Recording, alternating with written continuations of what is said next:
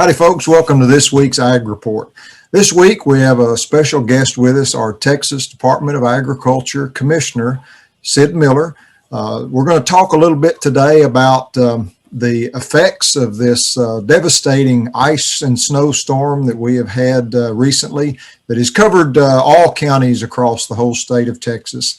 Going to try and talk a little bit about, as a consumer, what you might be seeing in the near future going to the store, and then also as a producer, what things you might be wondering about or actions that you can take. Commissioner Miller, I really appreciate you taking a few minutes to talk with us. I know that you're very busy. Things are very fluid now that they are thawing out. I guess that could be a little bit of a pun there, but in all seriousness, things are changing quickly, and information is traveling quickly. So share with us some things that maybe that are pertinent for our producers of what they should be taking care of. Okay, well, let's start with, and we'll go through several segments, but we can start with the dairy industry. Mm-hmm. Right now, we've dumped out over 1,500 trailer truck loads of milk.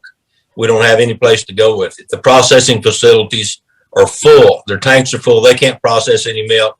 Two reasons: no electricity and no natural gas. They've got to have the natural gas, to heat the milk up to pasteurize it. We can't do anything with it till it's pasteurized. And no electricity to run the plant. We've got to have heat to heat the plant so the machinery will work, thaw out. Yeah. Unfortunately, I just got word yesterday that the earliest they're going to get natural gas back in any of our processing facilities is next Tuesday. So the sun may be out, we may be thawing out, but we're not out of our predicament yet. Early on, I predicted this would happen. I sent a letter to Governor Abbott requesting that our agriculture processors be moved up to the high priority list, and that they receive their electric service with a priority and their natural gas service priority. In the production in the eastern part of our state, East Texas, power's been off over there for, the whole time, off and on at best. Same problem with natural gas. So our hatcheries, the little chicks are freezing to death. The incubators can't keep them warm, so the eggs are not going to hatch. Right. We've got, problems in our processing facility shut down for the broilers, supply chain problems with, getting the eggs out. I guess on a positive note, while I'm thinking about it, I asked for a waiver for farmers to be able to use a red diesel in their trucks and delivery, semis. Tentatively got a go ahead on that verbally. We're getting that in writing. I should have it by the time, hopefully by the time this interview's over. Small things like that can sometimes go a long way. Most of us have red diesel on the farm, but we can't burn it in anything but our tractors. Right. So that would be a very small thing, but we're doing any and everything we possibly can here at the department. Going on down the list, feed processors, feed mills, they haven't been able to run batches of feed. Same reason: no power, no gas to flake the corn, et cetera, et cetera. Again, Tuesday before they get, any relief. Electricity's coming back on across the state, but without the natural gas, we still can't process. We'll travel down to South Texas in the valley. We've got a huge citrus industry down there. I'm going to say completely devastated. 100% of our oranges crop gone. 60% of our grapefruit gone. We've got 40% left of the grapefruit that we might be able to harvest and turn into juice. It won't be be able to sell it fresh, but we could juice it. Guess what? The juice plants shut down. Can't get any power for natural gas. So we're probably going to end up, we laugh about it. It's not funny. I mean, I apologize, but sometimes you just, the comedy air just so you don't cry sometimes. Right. You're talking to a producer. Never ending. John Paul, it just doesn't end. So we do have an estimate on that. We don't have an estimate on anything else yet, but that just the loss of the fruit. I'm not talking about the damage to the trees. That's another problem. But just the fruit loss is over $300 million to our citrus industry. Right. We're going to have some citrus farmers that hang it up. They can't survive this. We're going to have some dairy farmers that can't survive this. Right. It's COVID 2.0 over again, except this time it's a lot worse. This time we got our animals to worry about. Our animals were fine. We just had to keep feeding them, until we could get them to the packers. Yeah. But now we've got, can't get feed to the dairies, can't get feed to the poultry producers, feed lots, the equine operation running out of feed. I've got my inspectors out. We're hustling feed and hay and making deliveries they're setting up deliveries. We're doing the same thing for people. Our area food banks are running short. They're running tight.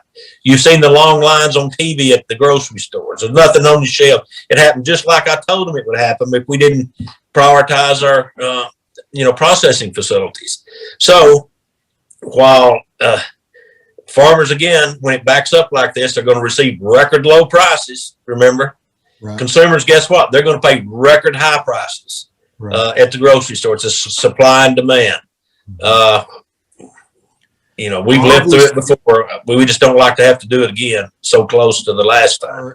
Producers over the next week, as they see damages to their equipment, to their barns, their sheds, their milking parlors, their crops, they need to be going to their county extension agents, the TAMU, Texas Agri-Life Extension, and reporting what they're seeing so that they can get that documented, and hopefully we can get some designation for other counties as well. Well, we've got 3 counties already got their information in. We got the governor to declare those 3 counties a disaster area. Believe me, every county in Texas qualifies. We just got to get the paperwork in, the numbers in, turn it into your county agent, turn it into FA, Farm Service FSA office. It's a mouthful. These acronyms get the tongue tangling here once in a while. Farm Service Agency, so we can get those numbers, and the USDA can get us some help out here. In the meantime, here at the Texas Department of Agriculture, we have our STAR program. Mm-hmm. Let me remind everybody what that is. That's, I solicit donations. We hustle up money. We take donations from corporations, individuals, different groups. No taxpayer dollars in that. When we get 100% of what we raise back out into the farmers and ranchers' hands, and we pay for things that other things don't. If you don't have crop insurance, if homeowners insurance doesn't cover it, we'll pay up to half of the expenses on that. So we're there. We've got that running. We've got a little money in it. We'll probably deplete all of that. So anybody out there that would like to make a donation, we've already had a few groups reach out to us and ask what they could do. Here's the thing that if there is a bright spot in this, and it's hard to find one, I know, but I am proud of my state. I am proud of Texans. When Texans get hit hard, you'll see Texans out lending a hand or lending a shoulder. We're helping our neighbors out. We're helping our friends. Churches open up. Community centers open up. People give whatever they have. Proud of our people. We're very self-reliant. We bounce back. We're resilient. We're tough. And we'll get through this one too.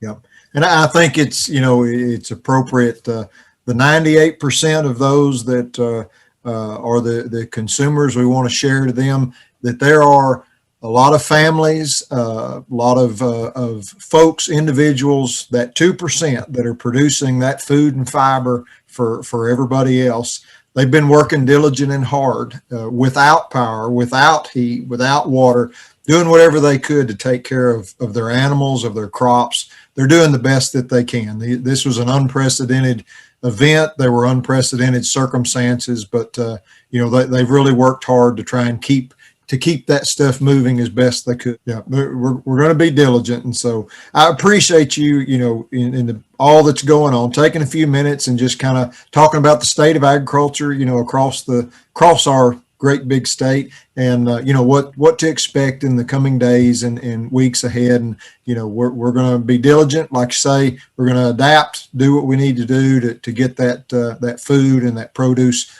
moving down the line as best that we can.